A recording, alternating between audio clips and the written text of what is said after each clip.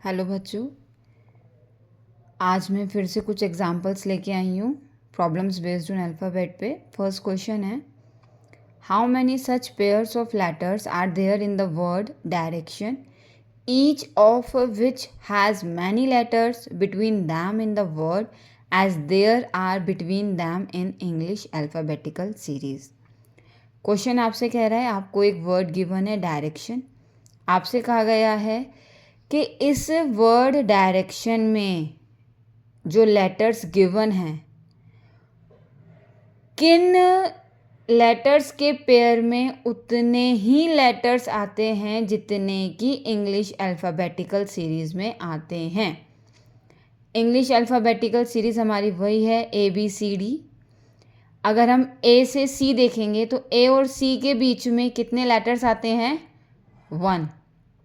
B आता है English alphabetical series में।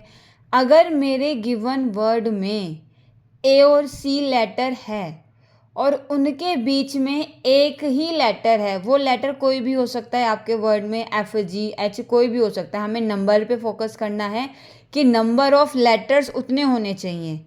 तो उसका आंसर वो होता है कि इतने पेयर्स हैं, एक पेयर है, दो पेयर है। ठीक है, अब देखते हैं हम किस तरीके से। जैसे कि डायरेक्शन है, डायरेक्शन लिखते हैं हम।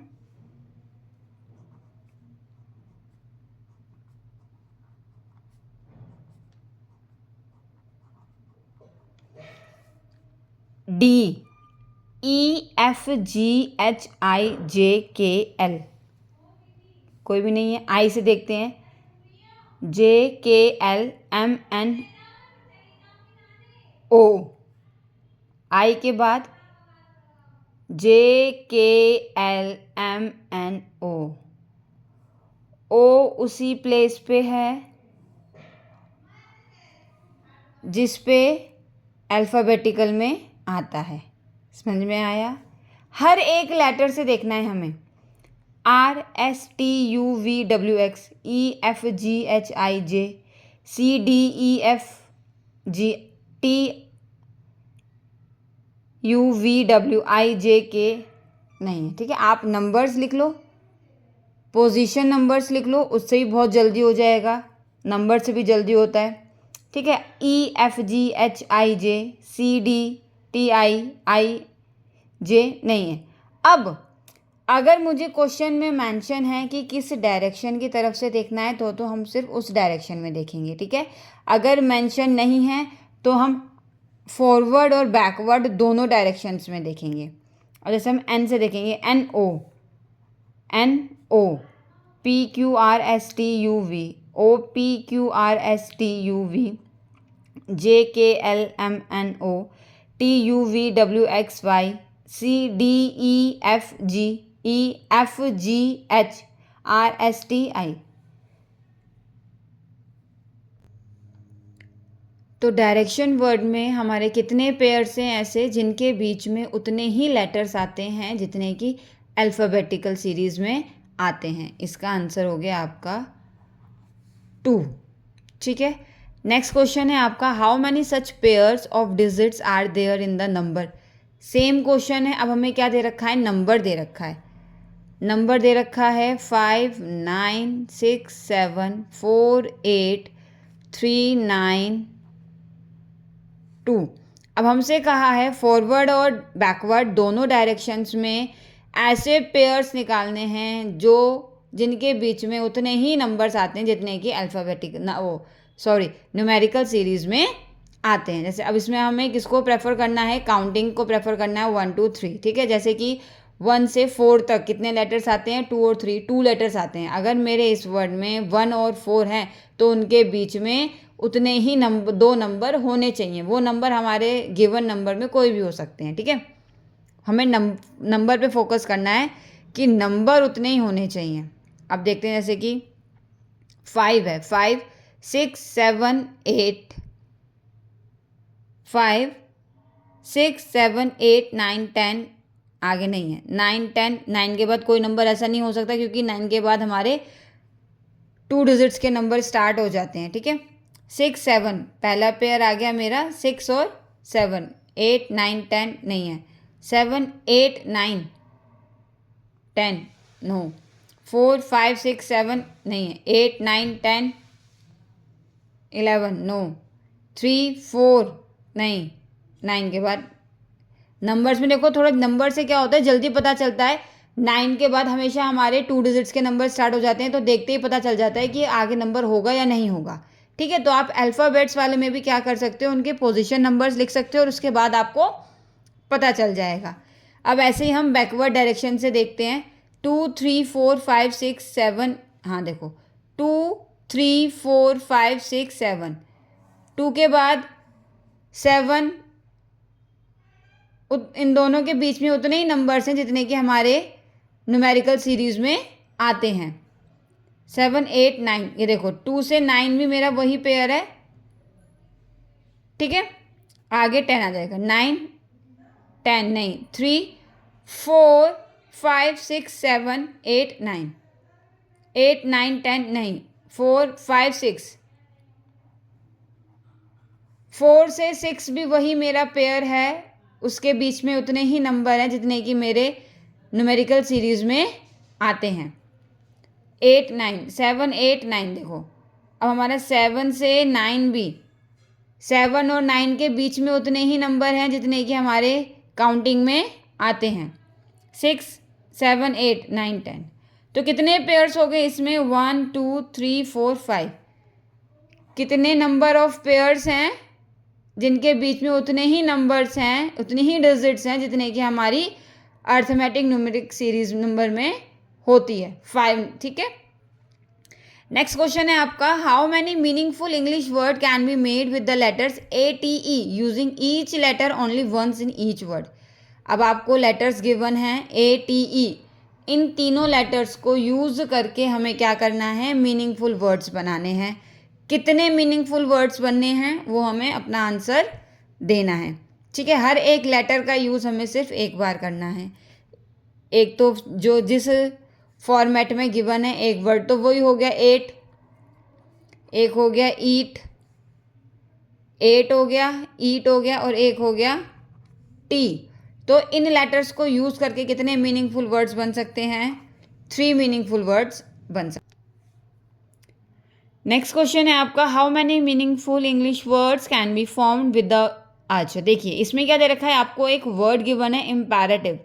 अब बनाना तो आपको वही है, मीनिंगफुल वर्ड बनाना है, लेकिन इसमें एक कंडीशन दे दी है कि आपको, प्रीवियस क्वेश्चन में क्या था कि आपको लेटर्स गिवन थे कि किन लेटर्स का यूज़ करके आपको वर्ड बनाना है। अब इसमें क्या है, आपको लेटर्स निकालने हैं, कहीं वैसे नहीं निकालने जो आपको गिवन वर्ड है उसमें से निकालने हैं, और ना ही अपनी मर्जी से निकालने हैं। किस पोजीशन का लेटर आपको लेना है वो आपको क्वेश्चन में गिवन है। अब जैसे वर्ड है इम्पैरेटिव, इम्पैरेटिव वर्ड में कितने नंबर्स, कितने लेटर्स हैं, 1 2 3 4 5 6 7 8 9 10 लेटर्स हैं आपके इम्पैरेटिव वर्ड में। आपको कौन सी पोजीशन का लेटर उठाना है, सेकंड का, फोर्थ का, सिक्स्थ का, सेवन्थ का,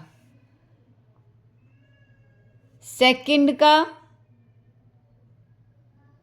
फोर्थ का, सिक्स्थ का और सेवन्थ का। इन लेटर से आपको मीनिंगफुल वर्ड बनाने हैं। जिस सीरीज़ में हमने लिखा है एक वर्ड तो वही बन गया है, मीट बन गया है, TEAM टीम बन गया, और TAME टेम बन गया, और देखिए कोई और वर्ड बन रहा हो तो मीट हो गया, टीम हो गया, टेम हो गया।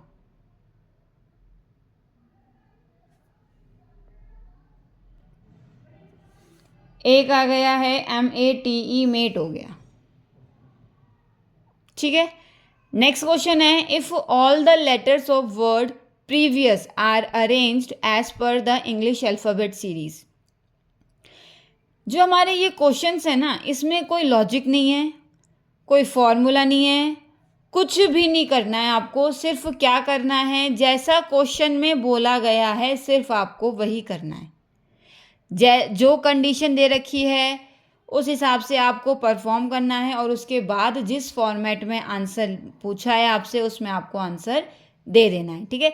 जैसे कि अब आपसे पूछा गया था इस क्वेश्चन में कि MEAT को यूज़ करके कितने मीनिंगफुल वर्ड बन रहे हैं। सपोज़ अगर कोई भी हमने रैंडमली लेटर्स लिए हैं और अगर उनको यूज़ करके सिर्फ एक ही मीनिंगफुल वर्ड बन रहा है, तो वो आपसे बोल सकता है कि उस वर्ड का फर्स्ट लेटर क्या है, उसका मिड लेटर क्या है, कोई भी लेटर पूछ सकता है वो, ठीक है। और वो आपको कंडीशन ऐसे भी दे सकता है कि अगर आपका लेटर्स को यूज़ करके जो मीनिंगफुल वर्ड है वो एक बन रहा है तो आपका आंसर एक्स होगा, एक से ज़्यादा है तो आपका आंसर वाई होगा। तो क्वेश्चन में जिस तरीके से आपको कंडीशन दे रखी है ना, आपको उसी हिसाब से अपना आंसर निकालना है, ठीक है। तो सबसे पहले हमें क्या बोला है इसमें, प्रीवियस वर्ड दिया हुआ है एक, उसको क्या करना है, इंग्लिश अल्फ़ाबेटिकल के अकॉर्डिंग हमें अरेंज करना है, ठीक है। सबसे पहला काम ये है, हम लिखते हैं प्रीवियस, PREVIOUS,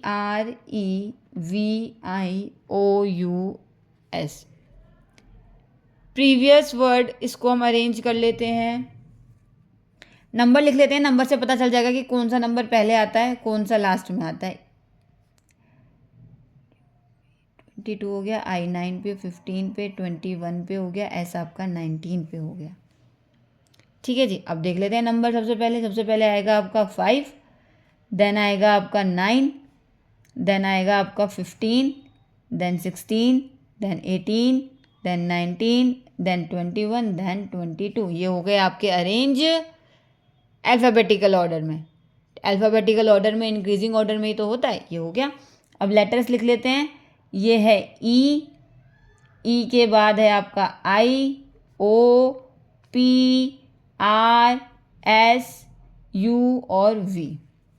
अब देखते हैं आगे क्या बोला है, then a meaningful English word starting with S, S से शुरू करना है। कंडीशन देखिएगा, इसमें आपको कंडीशन दी है, इसमें आपसे ये नहीं कहा है कि आपको मीनिंगफुल वर्ड बनाना है, इसमें आपको से ये कहा गया है कि मीनिंगफुल वर्ड तो बनाना है लेकिन वो स्टार्ट किससे होगा, एस से होगा। और कौन कौन से लेटर लेने हैं, फर्स्ट लेटर लेना है, थर्ड लेटर लेना है, फिफ्थ और सिक्स्थ, थर्ड फिफ्थ हो गया और सिक्स्थ हो गया, यानी कि SOR, सॉरी, और ये हो गया ESOR, ये आपके लेटर्स हैं, इनसे आपको मीनिंगफुल वर्ड बनाना है। मीनिंगफुल वर्ड हो गया आपको SORE। आगे देखते हैं आप क्या कह रहा है कि which of the following will be third letter of the word from left. Condition देखिए क्या दी गई है। अब आपसे पूछा गया है कि मीनिंगफुल वर्ड बनाने के बाद लेफ्ट साइड से थर्ड लेटर कौन सा है, तो आपका आंसर हो जाएगा